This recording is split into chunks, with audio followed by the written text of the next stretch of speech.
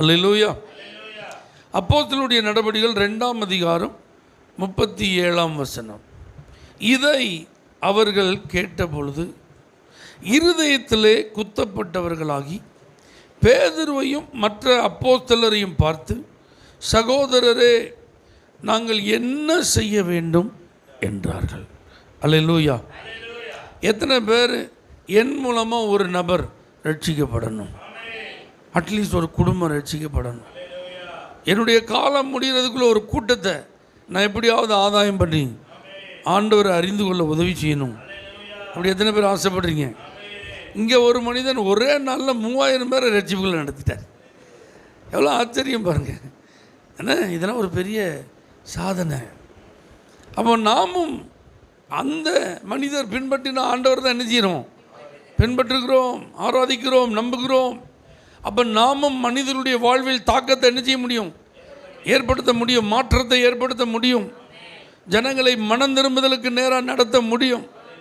ரட்சிக்கப்படாதவங்க நம்மளை சந்தித்தா அவங்க ரட்சிப்புக்கு நேராக வழி நடத்த முடியும். அப்போ பேதுரு ஒரு திரள் கூட்டத்தை ரட்சிப்புக்குள்ளே நடத்த 3 காரியம். அதை நாமும் பின்பற்றினால் நிச்சயம் நம்ம மூலம் ஆண்டவர் அநேகரை ரட்சிப்புக்குள்ளே நடத்துவார். ஆமென் சொல்லுங்க பார்க்கலாம். இந்த பேதுருவினுடைய எழுந்து நின்று பேசின வார்த்தையெல்லாம் நீங்கள் கவனித்து பார்த்தீங்கன்னா, முதல்ல அவர் வசனத்தை உபயோகப்படுத்தியிருக்கார். 16வது வசனத்தில் பாருங்கள், தீர்க்கதரிசியாகிய யோவேலினாலே உரைக்கப்பட்டபடியே இது நடந்தேறுகிறது. ஆமென் சொல்லுங்க பார்க்கலாம். ஹல்லேலூயா. அப்போ நல்லா புரிஞ்சுக்கோங்க, ஒரு மனிதனுடைய வார்த்தை ஒரு மனிதனுடைய மனதை என்ன செய்ய முடியாது? மாற்ற முடியாது. தேவனுடைய வார்த்தை தான் மனிதனுடைய மனதை மாற்ற முடியும். இப்போ அவருடைய ஆடியன்ஸை யாருன்னு பார்த்துட்டாரு. யார்கிட்ட நான் பேச போகிறேங்கிறத அவர் பார்க்குறார். இவங்கள்ட்ட எந்த வசனத்தை உபயோகப்படுத்தணுங்கிறத அறிந்து அவங்களுக்கு அந்த வசனத்தை என்ன செய்கிறாரு? உபயோகப்படுத்துகிறார். இவர்கள் யூதர்களாக இருந்ததுனால அவர்களுக்கு பழைய ஏற்பாடு நல்லா தெரியும். யோவேல் தீர்க்கதரிசி யார், அந்த புத்தகத்தில் என்ன சொல்லப்பட்டிருக்கு அவங்களுக்கு நல்லா தெரியும். தாவீதை பயன்படுத்துகிறார். தாவீது மேசியாவை குறித்து சொல்லப்பட்ட தீர்க்க தரிசனத்தை இங்கே மேற்கோள் காட்டி என்ன செய்கிறார் அவர். அப்போ வேத வசனங்களை மேற்கோள் காட்டி யார் பேசுகிறாங்களோ அவங்க அதை கேட்குற மனிதர்களுடைய உள்ளத்திற்குள் மாற்றத்தை கொடுக்க ஆவியானவர் கிரியை செய்வார். ஆமென் சொல்லுங்கள். நாம் நம்ம வார்த்தைகளை எவ்வளவு ரொம்ப அழகாக கோர்வையாக எதுகை மோனையெல்லாம் பயன்படுத்தி மக்களை வசீகரிக்கக்கூடிய வார்த்தைகளெல்லாம் உபயோகப்படுத்தி நம்ம பேசினாலும் மாற்றத்தை என்ன செய்ய முடியாது? ஏற்படுத்த முடியாது. அந்த நேரத்தில் ஒரு அட்ராக்ஷனை என்ன செய்யலாம்? உண்டாக்கலாம். ஆனால் அந்த அட்ராக்ஷன் கடவுள் மேலே போகாது, நம்ம மேலே தான் வரும். நீ பட்டிமன்றத்தில் பேசுகிற பேச்சாளர்களெல்லாம் பாருங்கள், கவிதை அதெல்லாம் சொல்கிற கவிஞர்களெல்லாம் பாருங்கள், இவர்கள் சொல்கிறது ஏதோ ஒரு கருத்தை மையமாக வச்சு என்ன செய்கிறாங்க? சொல்கிறாங்க. ஆனால் எல்லாரும் யார் மேலே ஈர்க்கப்படுகிறார்கள்? அந்த குறிப்பிட்ட நபர் அவ்வளோ அழகாக பேசுகிறாங்க, அந்த மாதிரி ஈர்க்கப்படுறோம். ஆனால் நாம் அப்படிப்பட்டவர்கள் அல்ல. நமக்கு நேராய் மனிதர்களை ஈர்ப்பவர்கள் அல்ல, நம்முடைய கர்த்தருக்கு நேராய் மனிதர்களை நடத்துகிறவர்கள். அப்போ நாம் பயன்படுத்தணும் அப்படின்னா எதை தான் பயன்படுத்தணும்? வசனம். ஏன்னா ஒரு மனிதனுடைய தேவைக்கு ஆண்டவர் இந்த வார்த்தையை வைத்திருக்கிறார். அவன் எந்த நிலையில் இருந்தாலும், சூழ்நிலைகள் அவருக்கு எப்படி இருந்தாலும், அவருடைய பிரச்சனை பாதிப்பு எவ்வளவா இருந்தாலும் அதற்கு ஏற்ற ஒரு வார்த்தை பைபிளில் கண்டிப்பாக இருக்கு. அல்லேலூயா. அப்போ நம்ம ஒரு மனிதனை கர்த்தருக்கு நேராக நடத்தணும்னா தேவனுடைய வார்த்தையை உபயோகப்படுத்தணும். அல்லேலூயா. 2வது, இந்த பேதுரு இயேசுவை உயர்த்தினார். ஆமென் சொல்லுங்க.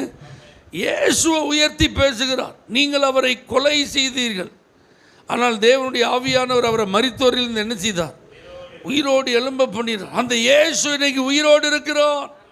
அந்த இயேசு உயிரோடு இருக்கிறார் என்பதற்கு நாங்கள் தான் சாட்சின்றார். அல்லேலூயா. அந்த வசனங்களெல்லாம் நீங்கள் தொடர்ந்து வாசிங்கன்னா 23 சிலுவையில் நீங்கள் அவர் ஆணி அடித்து என்ன செஞ்சீங்க? ஆமாம், இயேசுவை பற்றி பேசுகிறார். ஆமென் சொல்லுங்கள். அப்போ ரட்சகர் யார் தான்? இயேசு தான். மனிதனுடைய பாவத்தை பட்டிக்கு இந்த பூமிக்கு வந்தது யார்? மனிதனுடைய அக்கிரமங்களுக்காக உயிரை கொடுத்தது யார்? அல்லேலூயா. தேவனோடு மனிதன் ஒப்புரவாக ரத்தம் சிந்தினது யார்? இயேசு. அப்போ ஒரு நபரை, ஒரு குடும்பத்தை, ஒரு கூட்டத்தை ரட்சிப்புக்குள்ளே நம்ம நடத்துகிற ஒரு வாய்ப்பை கர்த்தர் தந்து நம்மளை நிறுத்தி இருக்கிறார்னா அங்கே யாரை உயர்த்தணும்? இயேசுவை உயர்த்தணும். நான் யார் தெரியுமா? நான் எங்கேருந்து வந்திருக்கேன் தெரியுமா? நான் என்ன படிச்சிருக்கேன் தெரியுமா? என்கிட்ட என்னெல்லாம் இருக்குன்னு தெரியுமான்னு நாம் நம்மை உயர்த்த அந்த இடத்துல இல்லை, அந்த நபருக்கு முன்பாக இல்லை. கர்த்தர் நமக்கு தந்த அற்புதமான வாய்ப்பு. அந்த வாய்ப்பை பயன்படுத்தி அவர்கிட்ட யாரை உயர்த்தி பேசணும்? ஆமாம், இயேசுவை உயர்த்தி பேசணுங்கிறதுனால அவர்களையோ அவர்களுடைய நம்பிக்கைகளையோ அவர்களுடைய கொள்கைகளையோ நம்ம குறைத்து பேசணுங்கிற அவசியம் இல்லை. இன்றைக்கி நிறைய பேர் செய்கிற தவறு அதுதான். இயேசுவை உயர்த்தி பேசுகிறேன்னு சொல்லிட்டு மற்றவங்களையும் அவர்களுடைய மத வழிபாடுகள், நம்பிக்கைகளை குறித்து என்ன செஞ்சுறாங்க? குறைவாக பேசுகிறதுனால தான் நிறைய பிரச்சனைகள் வருகிறது. நம்முடைய வேலை மற்றவர்களை குறைத்து பேசுவதோ அவர்கள் தவறு என்று சுட்டி காட்டுவதோ அல்ல. நம்முடைய வேலை இயேசுவை உயர்த்துவது. அல்லேலூயா. அப்போ நம்ம என்ன செய்யணும்? இயேசுவை உயர்த்தி பேசணும். இயேசுவை உயர்த்தி பேசுகிறதுக்கு 1000 காரணங்கள் இருக்குது. ஆமாவா இல்லையா? இந்த இயேசு நன்மை செய்கிறவராகவே சுட்டி திரிந்தார். அதனால் இவரை நல்லவர்னு நீங்கள் சொல்கிறதுக்கு தயங்கவே வேண்டாம். அவ்வளவு காரியங்களை அவர் உள்ளடக்கி இருக்கிறார். அப்போ ஒரு நபர்கிட்ட நீங்கள் இயேசுவை அறிமுகம் பண்ணால் போதும், அந்த இயேசு இரட்சகராக இந்த பூமிக்கு வந்ததுனால கண்டிப்பாக ரட்சிப்பை அவர்களுக்குள்ள கொடுக்க அவர் வல்லவராக இருக்கிறார். ஆமீன் சொல்லுங்க பார்க்கலாம். அல்லேலூயா. இப்போ அதுக்கு அப்புறம்தான் ஆலோசனை சொல்லணும். ஆமீன் சொல்லுங்க. இவங்க இருதயத்தில் குத்தப்பட்ட உடனே என்ன செய்யணும் தெரியல, நாங்கள் என்ன செய்யணுன்றாங்க. ஆமீன். அதுக்கப்புறம் தான் சொல்கிறாரு பேதுரு அவர்களை நோக்கி 38வது வசனத்தில், நீங்கள் மனம் திரும்பி ஒவ்வொருவரும் பாவ மன்னிப்பு கண்டு இயேசு கிறிஸ்துவின் நாமத்தினாலே ஞான ஸ்நானம் பெற்றுக்கொள்ளுங்கள், அப்பொழுது பரிசுத்த ஆவியின் வரத்தை பெறுவீர்கள். அல்லேலூயா. மாறுபாடான இந்த சந்ததியெல்லாம் விட்டு விலகி உங்களை என்ன செய்யுங்க? ரட்சித்து கொள்ளுங்கப்பா அப்படிங்கிறத தொடர்ந்து அவர் என்ன செய்கிறாரு? பேசுகிறார். ஆனால் இப்போ நம்ம ஒரு மனுஷனை சந்தித்தா உடனே நம்ம எதுலேருந்து ஆரம்பிப்போம்? ஆலோசனையிலேருந்து என்ன செய்வோம்? ஆரம்பிக்குவாங்க. நான் சொல்கிறத கேளுங்க, இந்த மாதிரி நிறைய பிரச்சனையை நான் பார்த்துருக்கேன், உங்களை மாதிரி நிறைய ஆட்கள்லாம் நான் என்ன செஞ்சுருக்கேன், பார்த்துருக்கேன். அதனால் இதை செய்யுங்க, அதை செய்யுங்க, இப்படி செய்யுங்க, அங்கே போங்க, இங்கே வாங்க அப்படின்னு நம்ம எதில் ஆரம்பிக்கிறோம்? ஆலோசனைகள் ஆரம்பிக்கிறோம். ஆலோசனைகள் நல்லது. அல்லேலூயா. ஆனால் முதல்ல அந்த நபருக்கு யார் தேவையில்லை? ஆலோசனை தேவையில்லை. முதல்ல அவருக்கு வசனம் தான் தேவை, தேவனுடைய வார்த்தை தான் தேவை. அதுதான் விடாய்த்த ஆத்மாவுக்கு குளிர்ந்த தண்ணீர். அல்லேலூயா. அடுத்து அந்த ஆத்மாவுக்கு இயேசு தான் தேவை. ஏன்னா அந்த இருதயத்தில் ஒரு வெற்றிடம் இருக்குது. அந்த வெற்றிடத்தை நிரப்ப இயேசுவால் மட்டும்தான் முடியும். அல்லேலூயா. அதை கொடுத்துட்டு நம்ம அதுக்கப்புறம் ஆலோசனை சொன்னோன்னா இந்த மகுடி ஊதணுன்னு அப்படியே ஆடு பார்த்தீங்களா? அது மாதிரி அந்த ஆளை பரிசுத்த ஆவியானவர் என்ன செஞ்சிருவார்? ஆளுகை செய்வார். ஏன்னா நல்லா புரிஞ்சுக்கோங்க, நாம் எந்த மனிதனுடைய மனதையும் மாற்றவே முடியாது.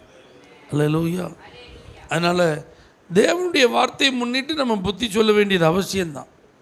அவங்களுக்கு ஆலோசனை சொல்ல வேண்டியது தேவை தான்.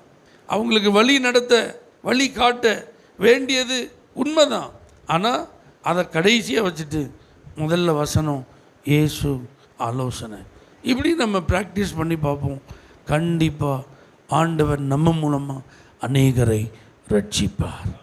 கண்ணில் மூடி நாம் ஜெபம் பண்ணுவோம். பரலோக தேவனே, கிருபை நிறைந்த ஆண்டவரே, எப்படியாவது எங்கள் மூலமாக ஆத்துமாக்கள் ரட்சிக்கப்பட எங்களை பயன்படுத்துங்கப்பா. நாங்களும் இதை போல் ஆண்டவரை சில காரியங்களை நடைமுறைப்படுத்த எங்களுக்கு உதவி செய்யுங்க. இந்த நாள் அவர்களுக்கு இனிதான நாளாக இருக்கட்டும். இயேசுவின் நாமத்தில் பிதாவே, ஆமென். For prayer contact, Pastor J. J. Kumar, El Shaddai Ministries, 9500252586, Surandai.